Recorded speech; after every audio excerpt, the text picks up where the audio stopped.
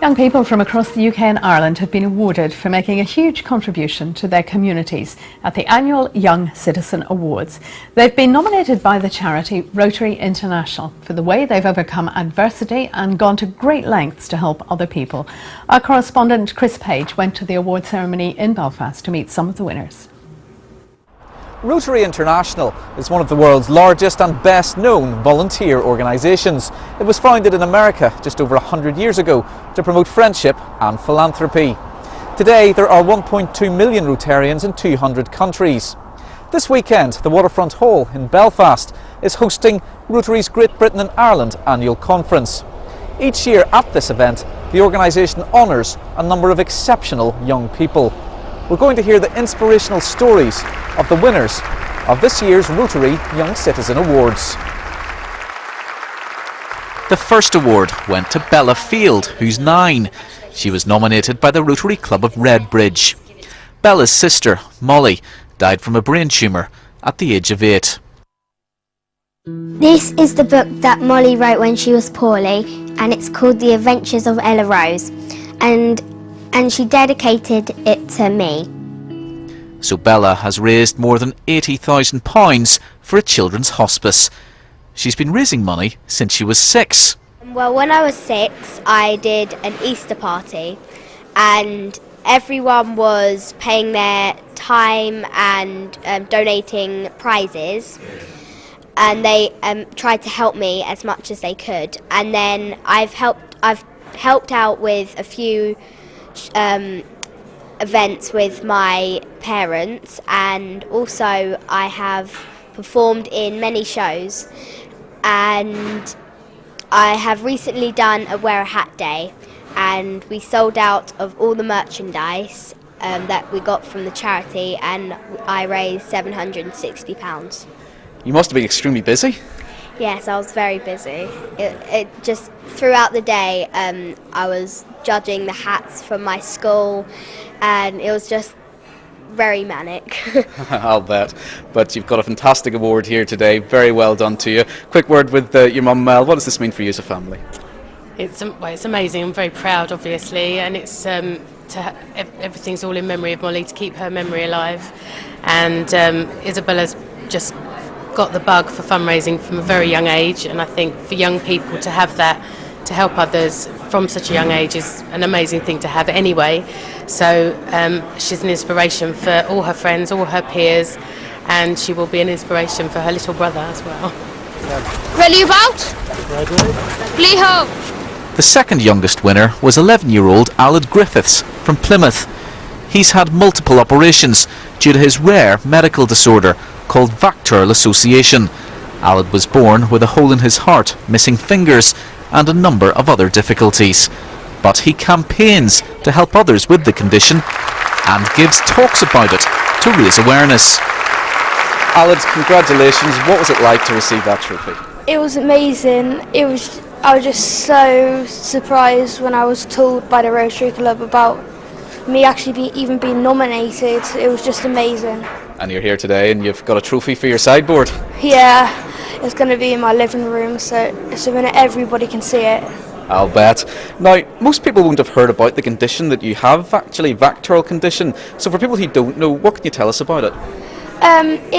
Each letter stands for something, and you have to have at least 3 of the anomalies to actually be classed as someone who has VACTERL.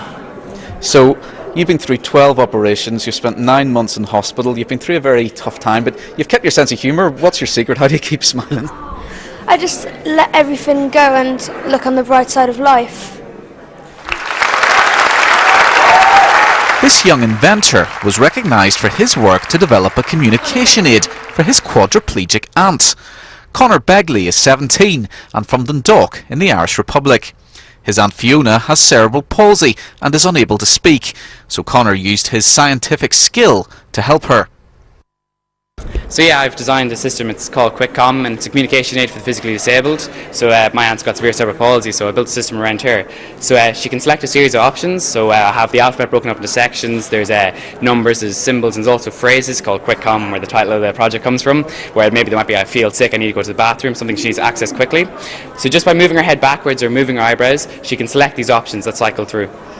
So it's already very impressive technology, but you're still working and improving it, aren't you? Yes, there's a lot of improvements down the line. Like Fiona herself loves to read, so I'm designing a system where she can use an ebook reader, so she can just move her head to turn the pages. There's other ideas like internet browsing, environment control such as controlling light switches and stuff like that.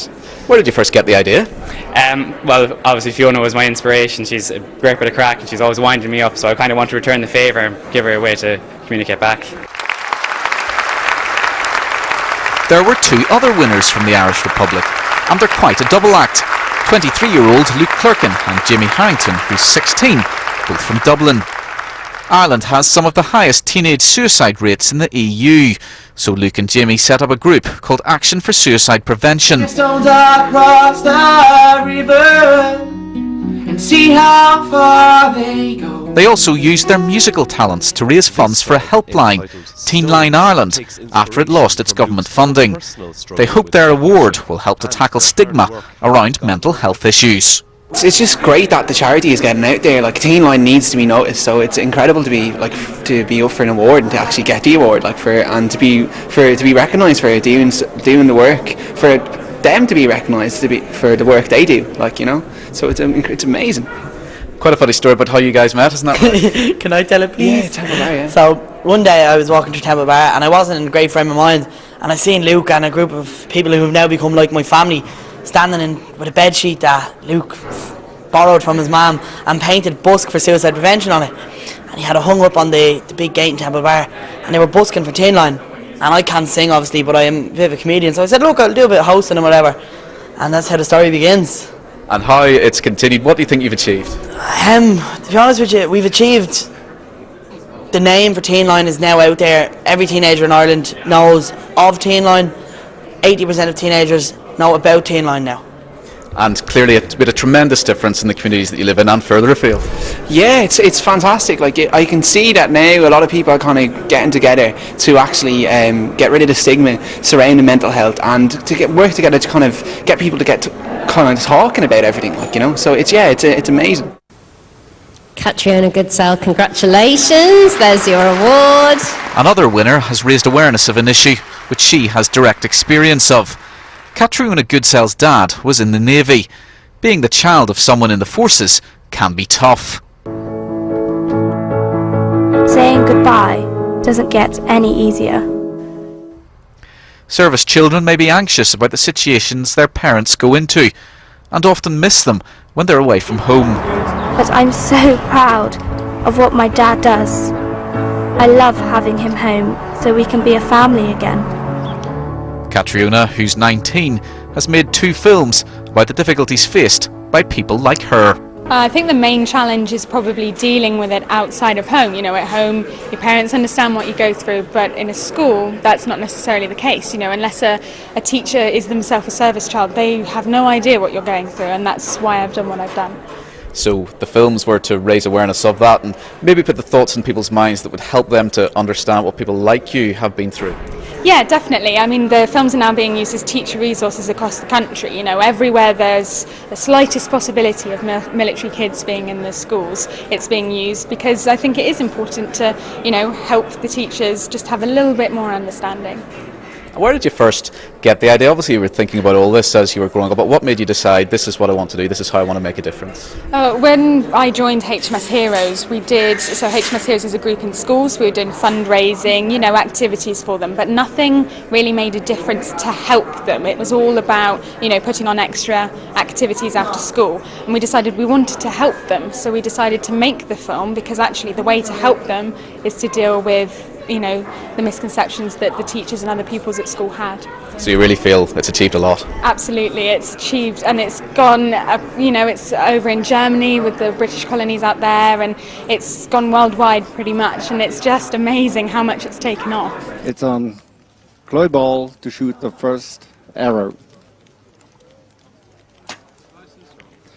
10.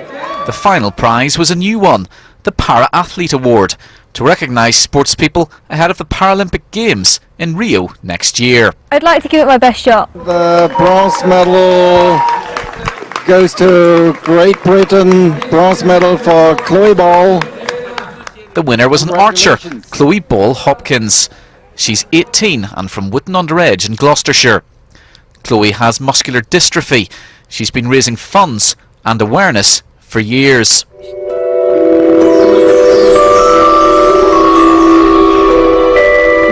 Once upon a time, there was a young girl with muscular dystrophy.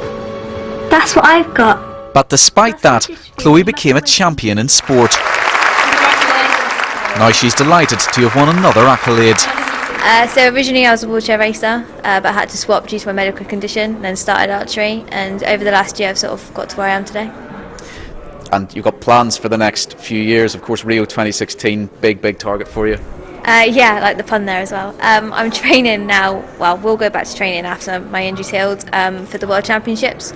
We'll win the places for Rio, and then next year we can win the places for ourselves, for the squad for Rio. Yeah, archery is your main game now. No pun intended, incidentally, totally accidental. I must use it again then. But you actually changed sports.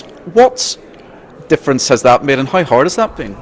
At the time it was really hard, because I went from being able to doing nearly everything for myself to losing a lot of my own ability, so to say. But then I kind of just had to reboot, think again, and it literally was a matter of life and death, so I knew I had to find something that was more suitable to my condition. What's the training routine like for you? Generally, when I'm in full-time training, it's 5 days a week with the bow, 3 days a week in the gym, and then I go to college, so that's another 3 days a week where I spend there. All sports people require dedication, particularly for you. I mean, you must just love what you do. I really do. There's no disability in sport for me, so it's just a chance to just completely be myself and ignore the fact that I've got muscular dystrophy. So you've heard from all 7 winners of this year's Rotary Young Citizens Awards. Their stories are very different and personal, but they're all about overcoming adversity, turning a challenge into something very positive. What they've said and done will inspire many people, both here and in their home communities across the UK and Ireland. Here in Belfast this weekend, the ceremony's been a great opportunity to celebrate the remarkable achievements of these exceptional young people. Chris Page there with some of the winners. Congratulations to them all. We're going to pause and take a look.